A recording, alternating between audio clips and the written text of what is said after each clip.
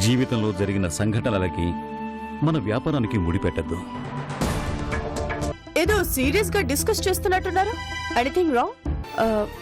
మీ personal problems ని నాతో share చేసుకునేంత చనువు మన మధ్య లేదు కదా. చందుని నీ దాన్ని చేసుకోవటానికి నీకు ప్రాబ్లం ఏంటి రాజా? నీ చందుని నీ దాన్ని చేసుకో. మీ ప్రేమకి అడ్డుగా వచ్చిన వాళ్లే తప్పుకొని దారిస్తున్నారు. ఇప్పటికైనా చందు నువ్వు ఒకటి అవ్వండి. ఇదే మంచి అవకాశం.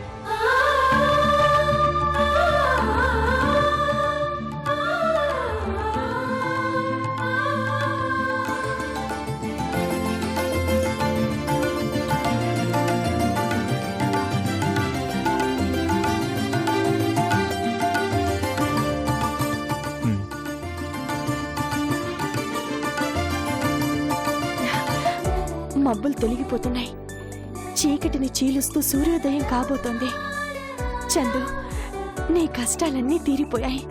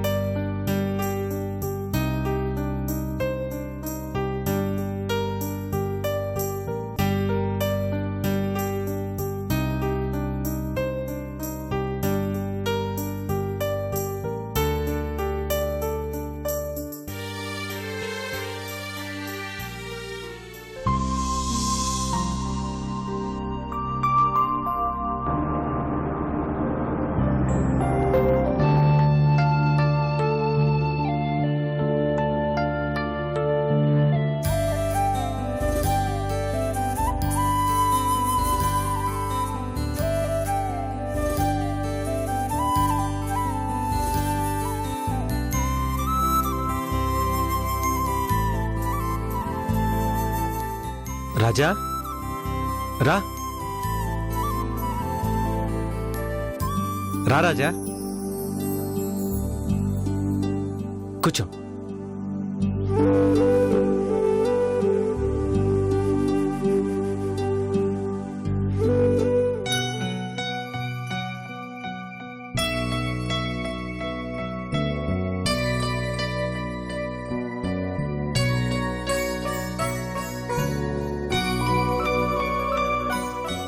రాజా, ఏంటి అలా ఉన్నావు? అంకుల్, ఎలా మొదలు పెట్టాలో ఎక్కడి నుంచి మొదలు పెట్టాలో అర్థం కావటం లేదు. దేని గురించి? నేను తప్పు చేశానని మాధవి, అశోక్, లలిత అందరూ నన్ను చందు విషయంలో తప్పు పట్టిన వారే. నిజానికి నా మనసు కూడా నన్ను తప్పు పట్టింది. కానీ ఒకటి మాత్రం నిజం అంకుల్, చందుని నేను ప్రాణంగా ప్రేమించాను. మధ్యలో ఏవేవో జరిగిపోయాయి, కానీ అందులో ఎవరిది తప్పనేది ఇప్పుడు ఆలోచించిన ప్రయోజనం లేదంకుల్. గతాన్ని గతంలోనే వదిలేద్దాం. గతాన్ని గుర్తుపెట్టుకునుంటే నీ మీద ఈ అభిమానం ఇలాగే ఉండేది కాదు రాజా.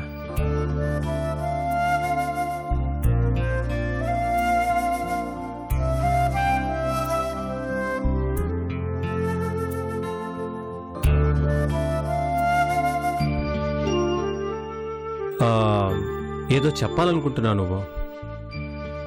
చెప్పడానికి నా దగ్గర ఎందుకు మొహమాటం రాజా? ఇది మొహమాటం కాదంకుల్. జరిగిన దాంట్లో నా తప్పు నాకు తెలుస్తుంటే మొహం చెల్లకపోవటం. అందుకే ఇప్పటి వరకు జరిగిన విషయాలన్నీ మనం మర్చిపోదాం అంకుల్.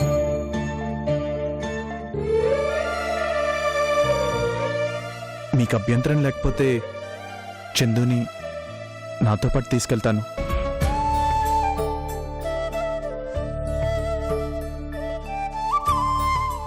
నువ్వు మనస్ఫూర్తిగానే ఈ మాట అంటున్నావు రాజా? మనస్ఫూర్తిగానే చెప్తున్నాను అంకుల్. ఇన్ని రోజులు నా వల్ల చందు మీరు బాధపడింది చాలు. నా భార్యని నాతో పంపిస్తారా? నీ భార్యను నువ్వు తీసుకెళ్ళటానికి నా అనుమతి ఎందుకు రాజా? నిజంగా ఈరోజు నాకు చాలా ఆనందంగా ఉంది. చందు వాళ్ళ అమ్మే నీ మనసు మారేలా చేసి నేను చందు కోసం పంపించినట్టుంది. చందు పడిన బాధలకి ప్రతిఫలంగా ఆ బాధలన్నీ మర్చిపోయేలా మీ అమ్మాయిని పువ్వుల్లో పెట్టుకొని చూసుకుంటాను అంకుల్. జీవితంలో మళ్ళీ కష్టమనే పదం తన వైపు కన్నెత్తి చూడకుండా చేస్తాను. చందుని పిలవండి అంకుల్. ఈ మాట నువ్వే నేరుగా చందుకు చెప్తే బాగుంటుంది. తన ఆనందానికి అవధులే ఉండేవి కావు. సమయానికి బయటికి వెళ్ళింది. బయటికెళ్ళిందా? ఎక్కడికెళ్ళింది అంకుల్?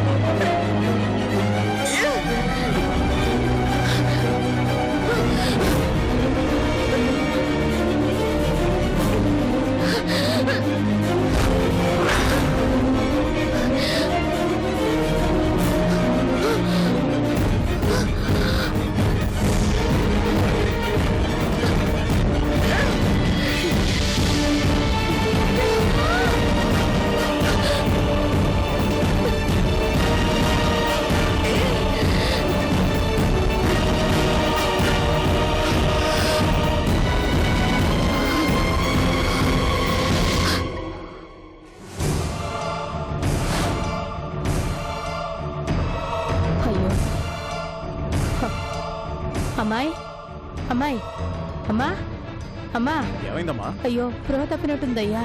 అమ్మా అమ్మాయి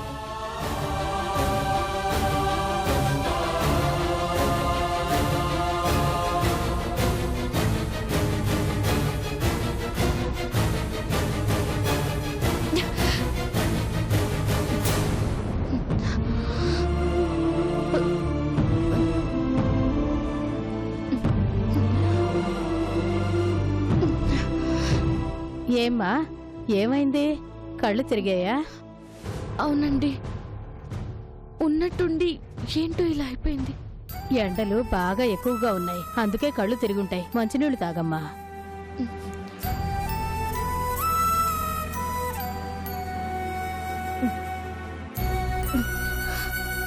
థ్యాంక్స్ అండి.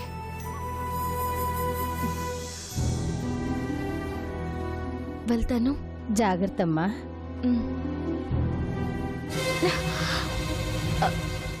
ఏంటమ్మా ఏమైంది?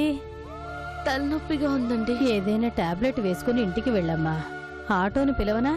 వద్దులేండి, నేను వెళ్తాను. పోనీ మీ ఇల్లు ఎక్కడో చెప్పమ్మా, నేను తోడొస్తాను. పర్వాలేదండి, నేను వెళ్తాను. చాలా థ్యాంక్స్ అండి. సరేనమ్మా, జాగ్రత్తగా వెళ్ళు.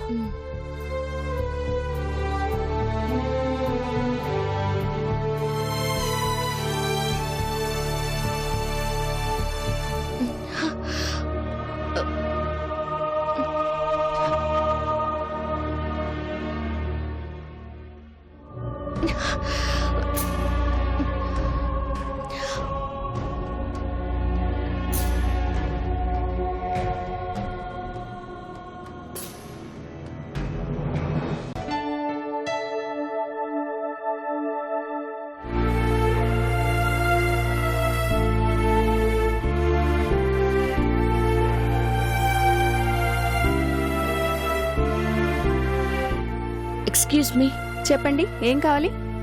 డాక్టర్ గారిని కలవాలి. ఏంటి ప్రాబ్లం? తలనొప్పి వస్తుందండి. Shooted time. ఒకసారి డాక్టర్ గారికి చూపించుకోవాలి. అపాయింట్మెంట్ తీసుకున్నారా? లేదండి, ఇప్పుడే వచ్చాను. ఆల్రెడీ పేషెంట్స్ ఉన్నారండి. ప్లీజ్ అండి. సరే, డాక్టర్ గారిని కనుక్కొని చెప్తాను. ఓ 5 minutes వెయిట్ చేయండి. ఓకే.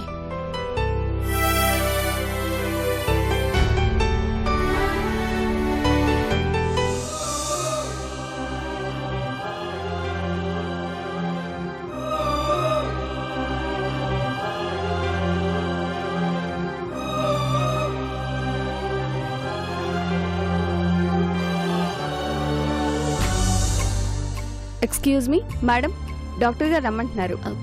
మ్.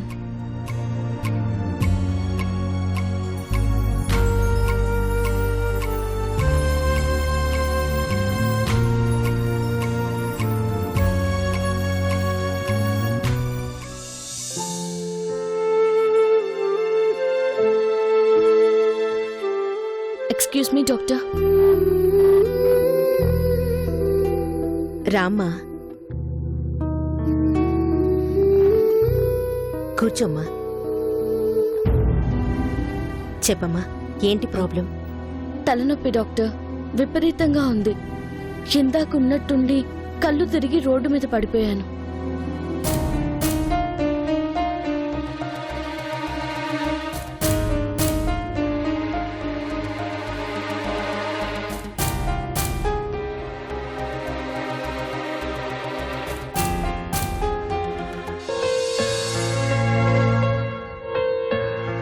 ఇంతకు ముందు కూడా ఇలా వచ్చిందమ్మా? లేదు డాక్టర్, ఇదే ఫస్ట్ టైం. మీ ఇంట్లో ఇలా ఎవరికైనా తలనొప్పి వచ్చేదా? నాకు తెలిసి లేదు డాక్టర్. ఈ మధ్య నువ్వేమైనా బరువు తగ్గావా? అబ్జర్వ్ చేయలేదు. నీ ఏజ్ ఎంత? 20 డాక్టర్. ఓకే, మామూలు తలనొప్పి అయితే ఇంత పెయిన్ రాదు. ఓ పని చేద్దాం, కొన్ని టెస్ట్లు చేస్తే కానీ నేను డెసిషన్కి రాలేను. నీకు వీలైతే ఇక్కడే చేయించుకో, లేదంటే ఇంకో చోటు చేయించుకో. పర్వాలేదు డాక్టర్, ఇక్కడే చేయించుకుంటాను. ఓకే. సిస్టర్, చెప్పండి డాక్టర్. ఈ అమ్మాయిని ల్యాబ్కి తీసుకెళ్ళి ఈ టెస్ట్లు చేయించు. అలాగే ఎంఆర్ఐ కూడా తీయించు. అలాగే డాక్టర్. రామ్మా.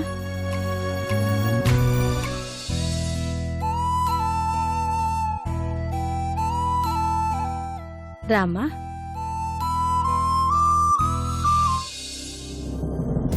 నాకెప్పుడూ ఒకటి అర్థం కాదు అంకుల్, అసలు చందు నాలో ఏం చూసి ఇష్టపడిందా అని.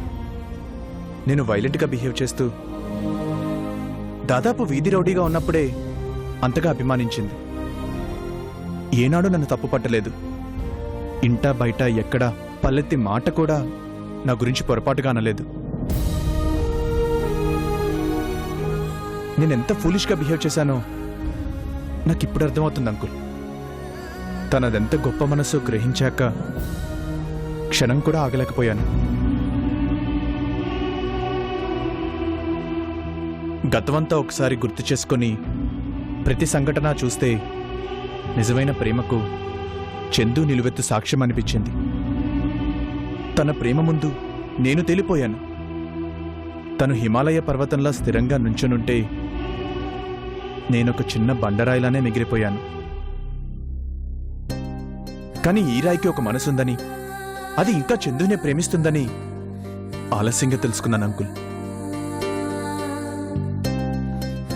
నా ఆవేదాన్ని అర్థం చేసుకుని చందు నన్ను క్షమించి తిరిగి తన జీవితంలోకి ఆహ్వానిస్తుందన్న చిన్న ఆశతో ఇంత దూరం వచ్చాను. కనీసం కంటికి కూడా కనపడలేదు. నాకిప్పటికీ భయంగా ఉంది అంకుల్. తనేమనుకుంటుందో, తన మనసులో నా స్థానం ఇంకా అలాగే ఉందో, అసలు తను ఏ పరిస్థితుల్లో ఉందో.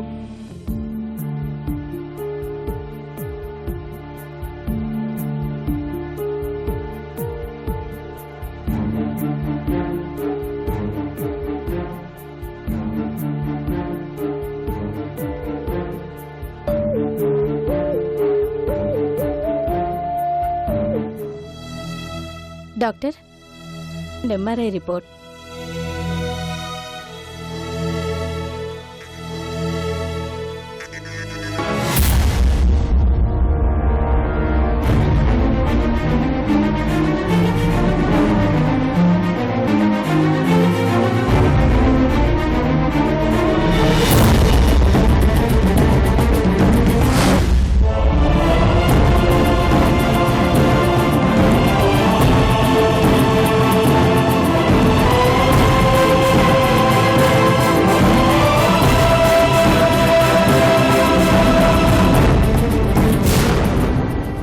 ఏమైంది డాక్టర్? ఆ అమ్మాయి ఎక్కడుంది? బయట కూర్చుంది డాక్టర్. ఒకసారి లోపలికి రమ్మని చెప్పు. అలాగే. అనసూయ, చెప్పండి డాక్టర్. ఆ అమ్మాయి ఒక్కతే వచ్చిందా? ఎవరైనా తోడొచ్చారా? ఒక్కతే వచ్చింది డాక్టర్. సరే, రమ్మని చెప్పు. అలాగే.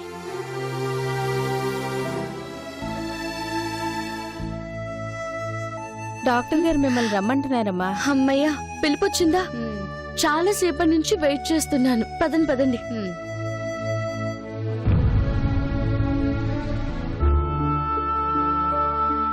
డాక్టర్, మీరెప్పుడెప్పుడు పిలుస్తారని వెయిట్ చేస్తున్నాను. కూర్చోండి. చెప్పండి డాక్టర్, ఏంటి ప్రాబ్లం? నీ పేరేంటమ్మా? ఓ, చంద్రలేఖ కదూ? అందరూ చందు అని పిలుస్తారు డాక్టర్. ఓకే అమ్మా చందు. నెక్స్ట్ టైం వచ్చేటప్పుడు మీ అమ్మా నాన్నల్ని తీసుకురా. అమ్మా నాన్నల్నా? ఎందుకు డాక్టర్? అమ్మ చనిపోయింది.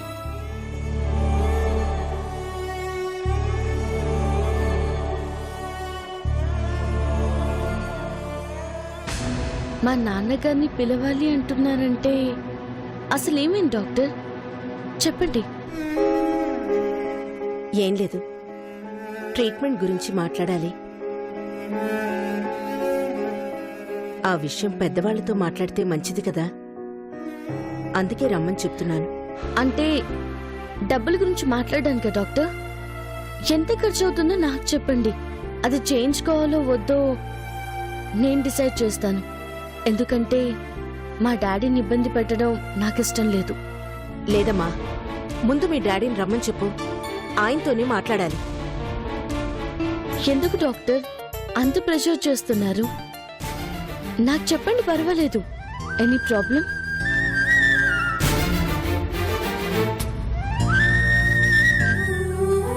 చూడమ్మా, నువ్వు చాలా చిన్నపిల్లవి. కొన్ని విషయాలు నీకు చెప్పలేవు. ఇది మీ పెద్దవాళ్లతోనే మాట్లాడాలి. లేకపోతే నీ రిపోర్ట్స్ తీసుకుని వెళ్ళిపో. కోప్పడకండి డాక్టర్. మీ కోపం చూస్తుంటే నా అనుమానం నిజమే అనిపిస్తుంది. ఏంటి నీ అనుమానం? నాకేదో పెద్ద ప్రాబ్లం ఉంది. అందుకే మా డాడీని రమ్మని చెప్తున్నారు మీరు. కాకపోతే నేను చెప్పేది కూడా కాస్త వినండి డాక్టర్. మా అమ్మ పోయాక ఇంతవరకు మా నాన్న కోలుకోలేదు. ఇప్పుడు మీరు నా గురించి ఏదైనా చెప్తే ఆయన అస్సలు తట్టుకోలేరు. అందుకే అదేంటో నాకే చెప్పండి ప్లీజ్ డాక్టర్. మేం కొన్ని విషయాలు డైరెక్ట్గా పేషెంట్స్కి చెప్పకూడదమ్మా. అది డాక్టర్గా నా కనీస ధర్మం. డాక్టర్, మీరు ఈరోజు చెప్పకపోయినా పేషెంట్ని నేనే కాబట్టి రేపైనా నాకు తెలుస్తుంది. నా దగ్గర నిజం దాచడం వల్ల మీకేం యూజ్ ఉంటుంది చెప్పండి?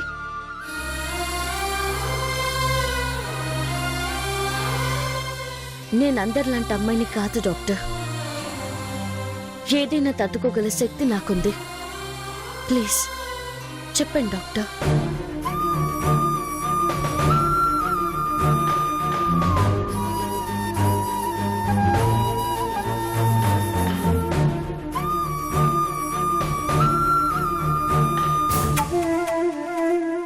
ఏమ్మా డాక్టర్ గారు అలా చెప్పడం కుదరదు అంటున్నారు కదా. మీరుండండి సిస్టర్. మా ఇంటి పరిస్థితులు నాకు బాగా తెలుసు. మా డాడీ చాలా డెలికేట్. ఆయన ఇబ్బంది పెట్టలేను. మహా అయితే మనిషికి మాక్సిమం టెన్షన్ ఏంటి? చావు. అది ఎవ్వరికైనా ఎప్పటికైనా తప్పదు. నా వల్ల ఇంకొకరు ఇబ్బంది పడకూడదు. చెప్పండి డాక్టర్, ప్లీజ్. ఐఎమ్ సారీ అమ్మా, నేను చెప్పను. సరే డాక్టర్, నేను తెలుసుకోను. ఎలా జరగాలని రాసుంటే అలా జరుగుతుంది. వస్తాను. ఒక్క నిమిషం. నిజం తెలిసి చెప్పకపోవడం తప్పే అవుతుంది. ఇప్పుడు నీకు తెలియడం మంచిదే, కానీ నేను చెప్పబోయేది విని నువ్వు తట్టుకోగలవా?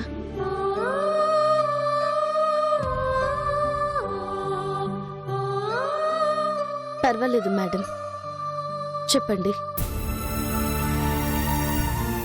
కూర్చో.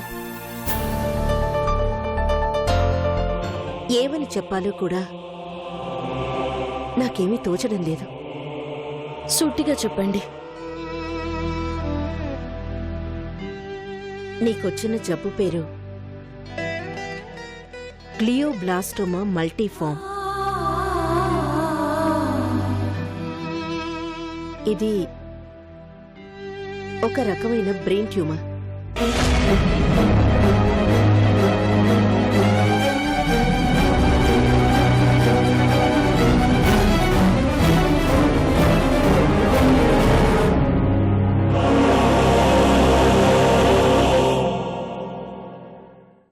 ఇప్పటికిప్పుడు దీనికి ట్రీట్మెంట్ స్టార్ట్ చేసినా ట్రీట్మెంట్ స్టార్ట్ చేసినా మహా అయితే